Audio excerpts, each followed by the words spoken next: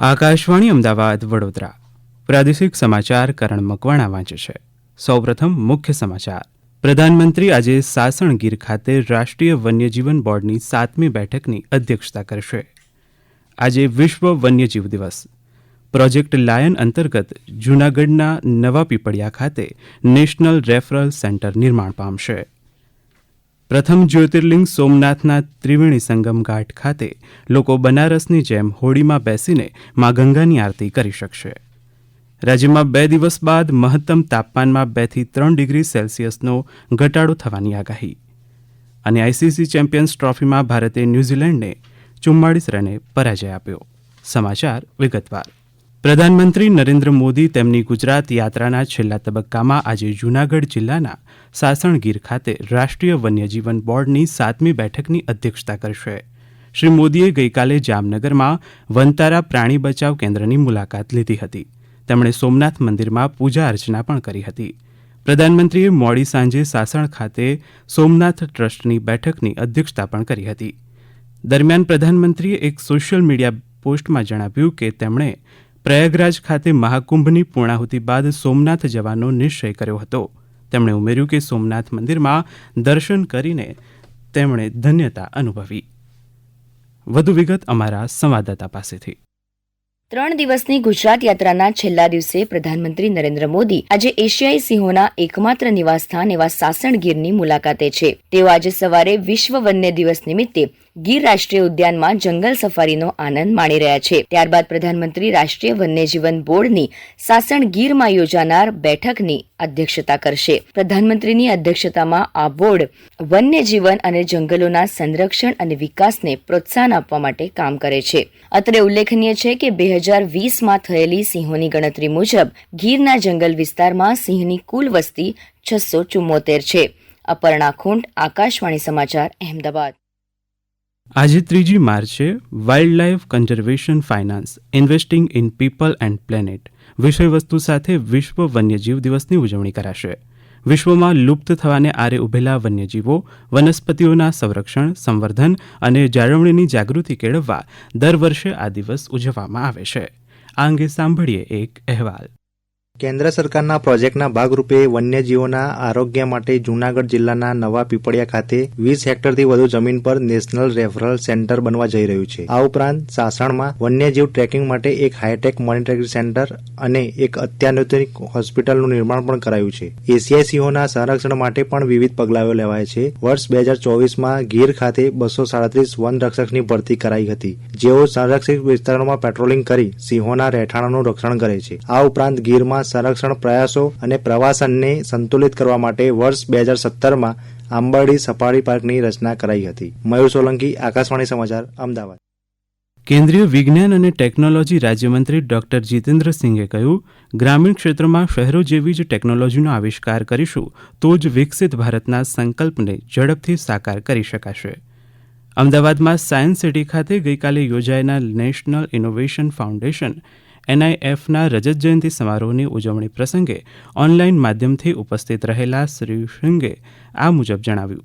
શ્રી સિંઘે વિકસિત ભારતના નિર્માણમાં NIFના માધ્યમથી ગ્રામીણ ભારતના નાગરિકો પણ યોગદાન આપે તેવી અપીલ કરી હતી. કેન્દ્રીય જળશક્તિ મંત્રી CR પાટીલે 8 માર્ચે નવસારીમાં પ્રધાનમંત્રી નરેન્દ્ર મોદીની ઉપસ્થિતિમાં યોજાનારા લખપતિ દીદી સન્માન સમારોહની તૈયારીઓની ગઈકાલે સમીક્ષા કરી હતી. દરમિયાન શ્રી પાટીલે કાર્યક્રમની વિગતો પણ આપી.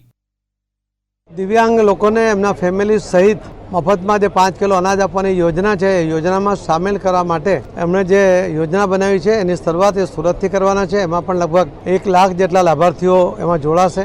અને નવસારી જિલ્લામાં વલસાડના કેટલાક ભાગ અને ડાંગના કેટલાક બહેનો જે લખપતિ દીદી તરીકે એમણે પોતે પોતાનું સ્થાન પ્રાપ્ત કર્યું છે, એવી બહેનોનો 1 લાખ બહેનોનો કાર્યક્રમ એ વાસી બોરસીમાં નવસારી જિલ્લામાં થવાનો.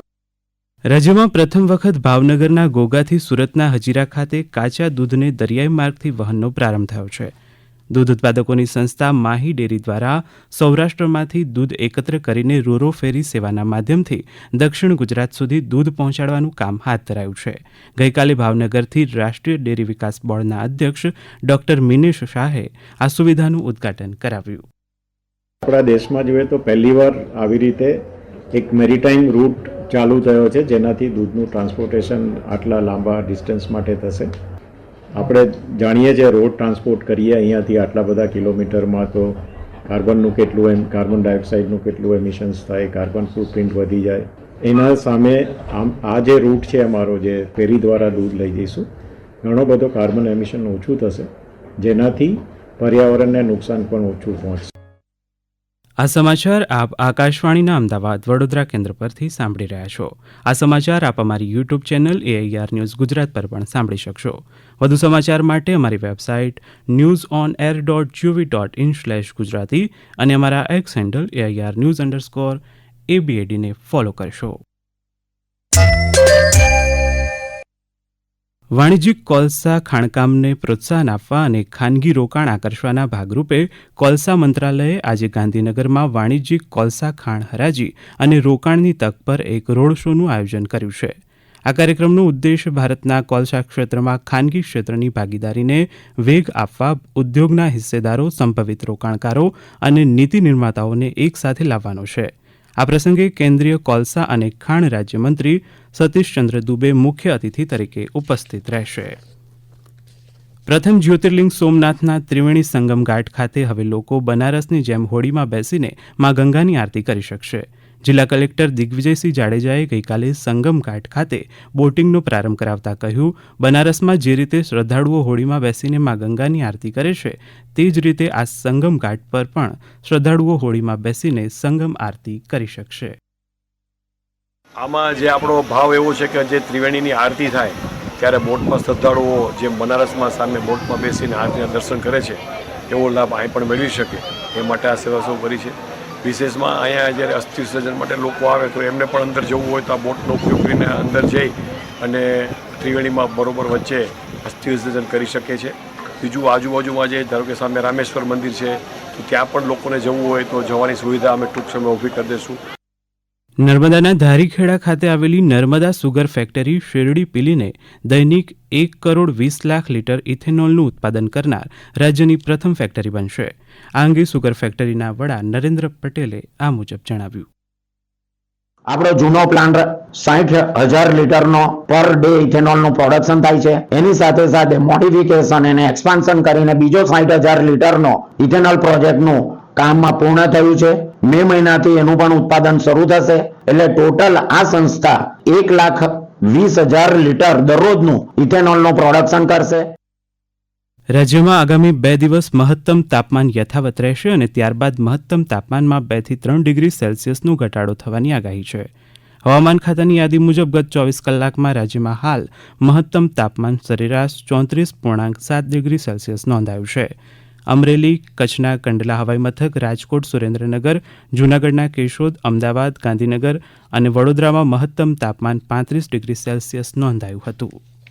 સુરતના કામરેજમાં શિક્ષણ રાજ્યમંત્રી પ્રફુલ્લ પાનશેરિયાએ 24 કરોડ 14 લાખ રૂપિયાના વિકાસ કાર્યોનું લોકાર્પણ ખાતમુહૂર્ત કર્યું, જેમાં તાલુકાના વિવિધ વિસ્તારોને જોડતા માર્ગોના નવીનીકરણ સહિતના કામોનો સમાવેશ થાય છે.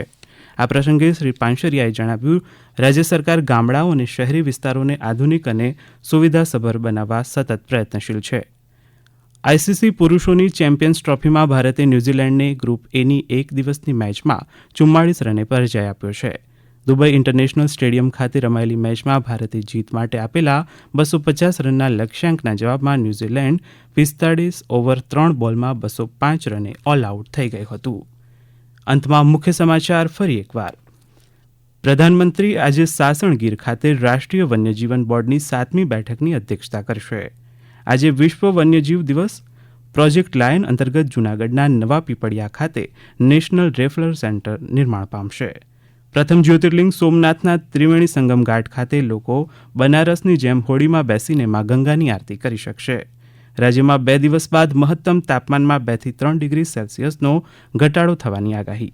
અને આઈસીસી ચેમ્પિયન્સ ટ્રોફીમાં ભારતે ન્યૂઝીલેન્ડને 44 રને પરાજય આપ્યો. આકાશવાણીના અમદાવાદ વડોદરા કેન્દ્ર પરથી પ્રાદેશિક સમાચાર પૂરા થયા.